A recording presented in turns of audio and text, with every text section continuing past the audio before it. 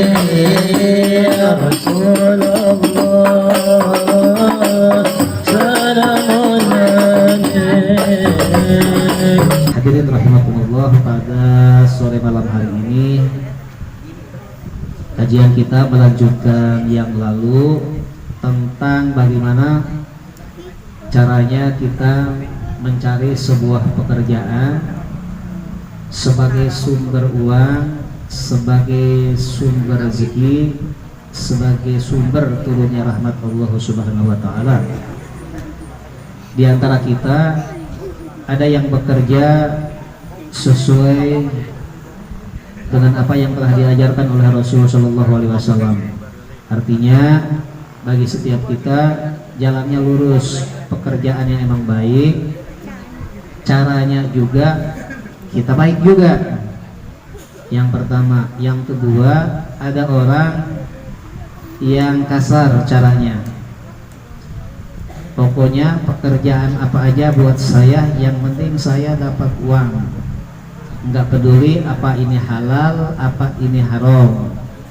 Nah, ini yang kita khawatirkan. Yang kedua, yang pertama itu yang perlu kita perhatikan, itu yang perlu kita indahkan, bahwa baginda Rasulullah SAW bersabda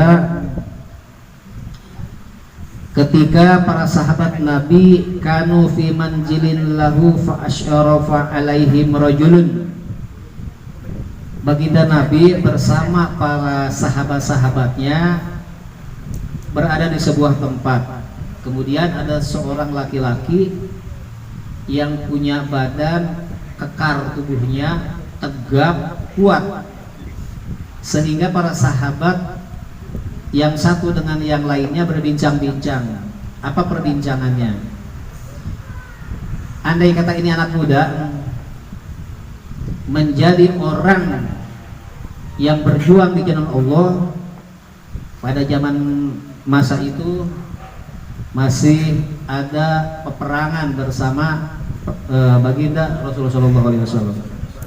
Ada yang disebut dengan perang Khandaq, ada yang disebut dengan perang Badar, ada yang disebut perang Uhud dan lain sebagainya.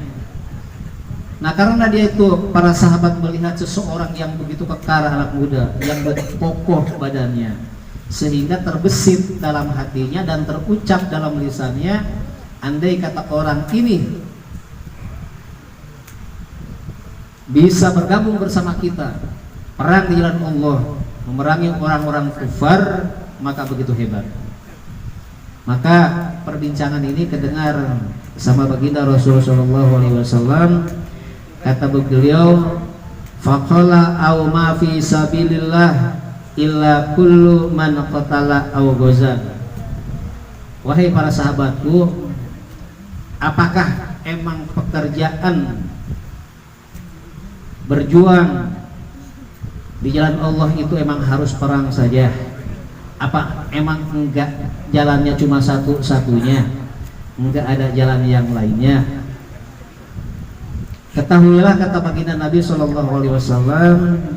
man sa'a ala nafsihi liyu'afaha fahuwa fi sabilillah. Barang siapa yang di antara orang yang dia itu bekerja untuk dirinya sendiri supaya dirinya itu terbebas daripada sesuatu yang diharamkan, maka pekerjaan itu merupakan pekerjaan yang bernilai jihad fisabilillah. Jadi bagi teman-teman sekarang yang bekerja, ada yang di toko, mungkin ada yang di pabrik, mungkin ada yang jadi security, jadi apa aja, dia itu masih bujangan, dia itu masih lajang, mungkin dia udah pernah keluarga tapi duda ataupun janda, dia seorang diri, perlu menghidupi dirinya sendiri. Makan perlu, beli kuota perlu, kebutuhan banyak. dan kebutuhan itu ditunjang dengan uang. Nah kalau kagak ngapa-ngapain itu orang, boleh jadi bisa nyolong, boleh jadi bisa mencuri, boleh jadi bisa menjamret, yang penting dapat uang. Tapi kalau dia itu ditinggalkan perbuatan-perbuatan itu, dia supaya dapat uang, dia supaya dapat rezeki, dengan cara dia kerja apa aja kerjaannya, mau jadi security kek, mau jadi pedagang kek, pedagang kaki lima kek, mau di toko, mau di pasar, biarin dah saya enggak merasa malu, biarin dah saya pokoknya capek walaupun gajinya sedikit, enggak banyak seperti orang-orang bahkan di bawah UMR. Pekerjaan yang seperti itu jangan dianggap hina.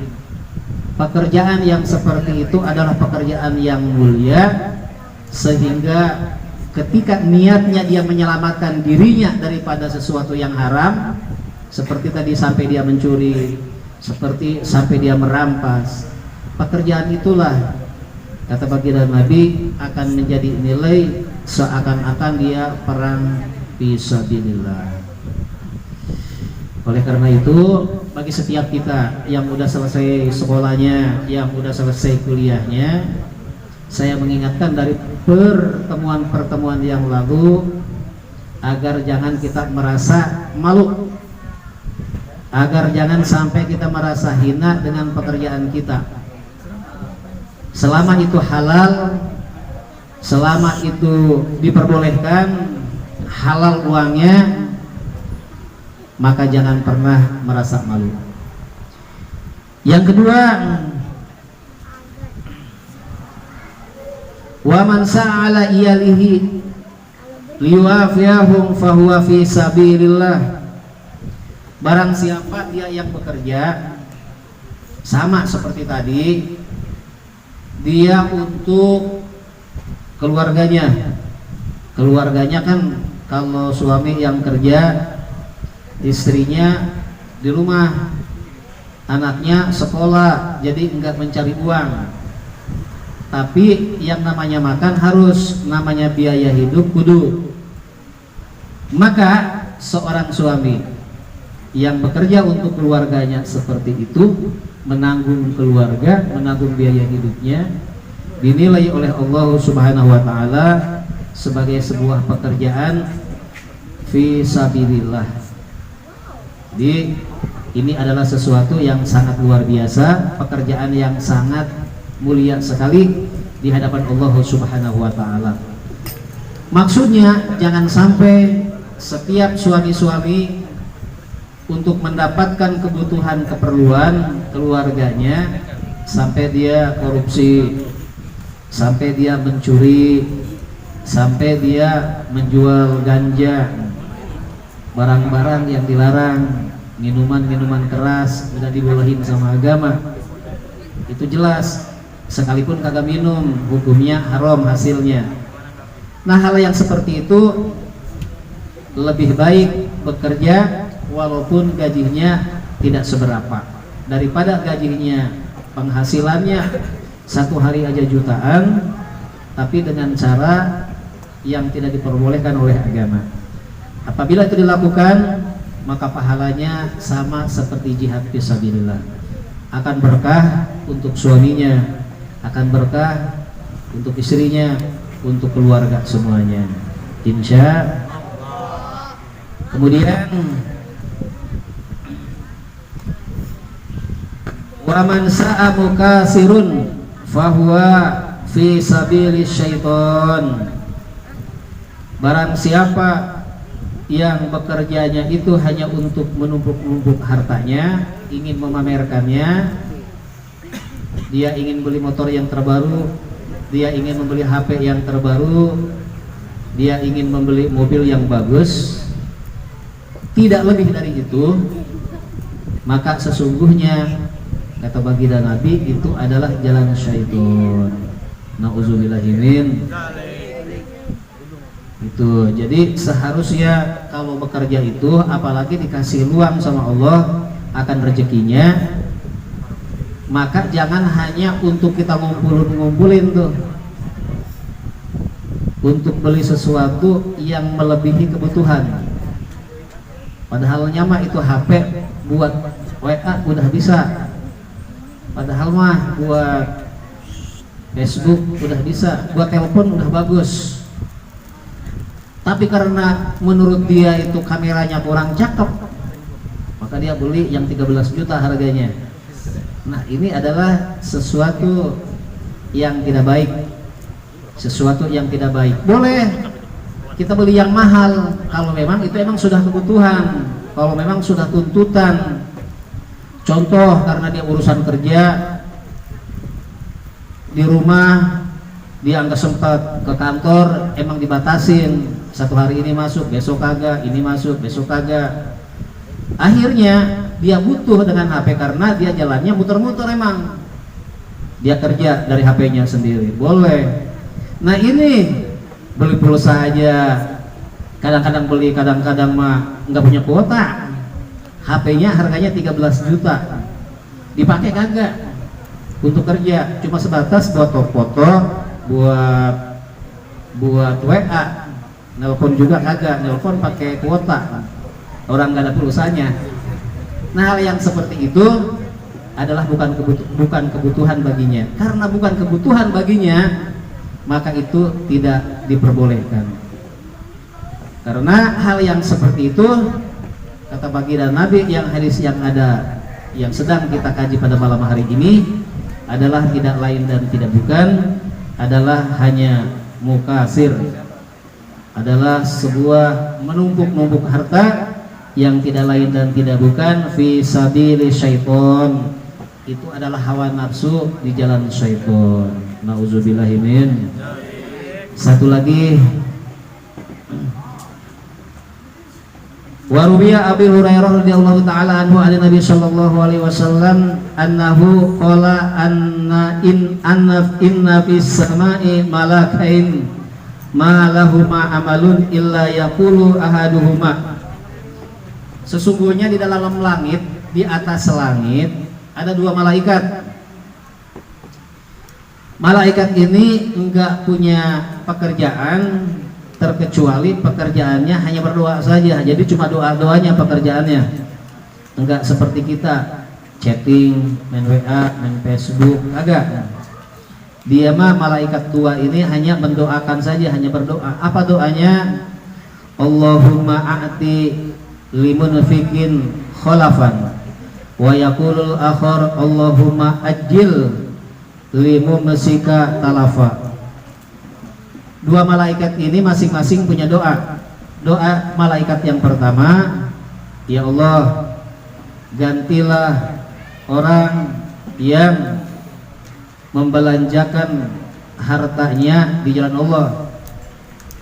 Jadi dia berbagi kepada tetangganya, dia berbagi ke masjid, ke musola, ke majelis taklim, beli aqua, beli minuman apa aja yang dibutuhin. Ya Allah, kata malaikat ini, buat orang yang berinfak seperti itu, gantilah dengan segera, gantilah dengan yang berlipat ganda. Sementara yang satu berdoanya sama-sama berdoa, cuma berdoanya, ya Allah, binasakanlah orang-orang yang sudah dikasih kemudahan, yang dikasih amanah, yang dikasih titipan berupa harta benda, akan tetapi dia tahan, akan tetapi dia pelit. Udah mah enggak datang ke masjid, enggak datang ke musola, enggak datang ke majelis ilmu, yang lainnya pun kagak ada. Paling tidak kan kalau kita enggak datang ke majelis, enggak datang kita ke masjid, setidaknya ada yang datang, apa itu aquanya, apa itu makanannya. Ini mah begitu dikasih harta sama Allah, dikasih kemudahan sama Allah, dia enggak mau ngeluarin, enggak mengeluarin sebagian dari apa yang dia dapatkan, maka binasakanlah ya Allah. Hadirin rahimakumullah, oleh karena itu di zaman Nabi Allah Musa alaihissalam ada seorang sepasangan suami istri, dia adalah yang miskin, dia yang serba kesusahan. Jangankan makan seperti orang-orang ke restoran, di rumah aja kadang-kadang pagi ketemu buat sarapan, buat sorenya nggak dapat makanan. Puasa kagak, tapi rumah juga terkadang suka kehujanan, suka basah kalau lagi hujan. Akhirnya udah bertahun-tahun ini sepasang suami istri lagi malam-malam tuh di kamar tidurnya, si istrinya ngomong, "Bang, di kampung kita kan ada nabi, namanya Nabi Musa. Terus, Mang kenapa Neng? Nabi Musa itu adalah bisa berbicara dengan Allah Subhanahu wa Ta'ala. Dia nabi dekat banget sama Tuhannya. Terus kita adukan aja permasalahan kita udah capek jadi orang miskin, kadang makan kadang enggak, pakaian aja setiap tahun kita juga setiap lebaran kagak kebeli pakaian, anak juga mau sekolah nih karena SPP udah nunggak mulu. Oke lah, besok kita berangkat. Sampai besok dia berangkat berdua-dua sama Nabi Musa, mengadukan seperti tadi yang diceritain. Baiklah, kata Nabi Musa, dia segera berdoa kepada Allah Subhanahu wa Ta'ala. Pas sudah selesai berdoa, bagaimana Nabi Musa? Jawabannya dari Allah, begini Pak, begini Bu, insya Allah Ibu Bapak ini jadi orang kaya cepat, insya Allah dah. Senang banget itu suaminya sama istrinya, senang banget mau jadi orang kaya, tapi dikasih kekayaannya sama Allah cuma 1 tahun. Akhirnya kata itu nggak apa-apa dah, kata Nabi Musa, 1 tahun. Begitu dia pulang, itu ada aja jalannya, emang bisnisnya lancar, jualannya ada aja jalannya, sehingga semakin hari semakin kaya, semakin hari semakin kaya. Bang, kita kan dikasih kayaknya cuma 1 tahun dibatasin, terus ya jangan nikmatin kita sendiri, takutnya ntar nyesel. Akhirnya buat apaan, kita sedekahin aja uangnya ke majelis taklim, kita kasih ke masjid, ke musola, anak yatim jangan lupa kita kasih, tetangga juga yang dulu sama-sama miskin seperti kita bagi dah. Jadi akhirnya dilakukanlah hal itu. Semakin hari semakin kaya, semakin hari bertambah kaya lagi, sampai keasikannya itu setahun yang sudah dijanjikan sama Allah kepada Nabi Musa, ini udah masuk kepada tahun yang kedua, bahkan dia sudah 2 tahun, makin semakin kaya aja. Maka begitu ditengok sama Nabi Musa, lah dulu perasaan ini udah habis seharusnya nih kekayaannya, tapi sekarang kok udah 2 tahun ini belum diangkat kekayaannya sama Allah.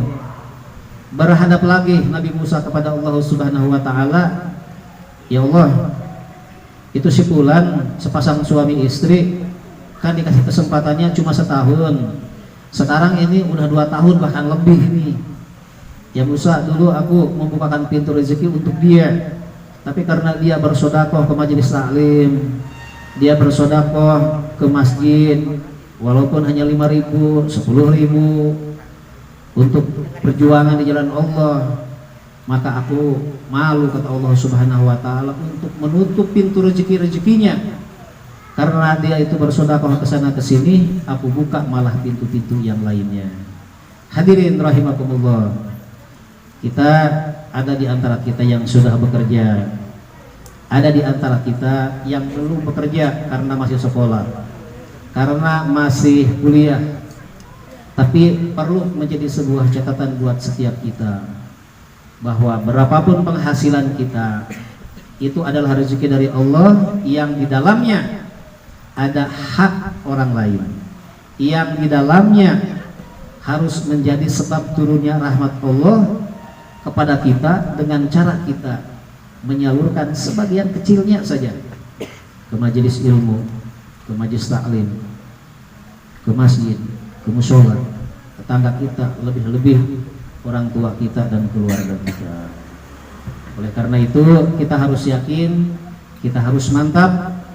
Semakin uang kita dikeluarkan di jalan Allah, zahirnya adalah dikeluarkan, tapi hakikatnya kita harus yakin dan percaya akan ditambah lagi oleh Allah Subhanahu wa taala.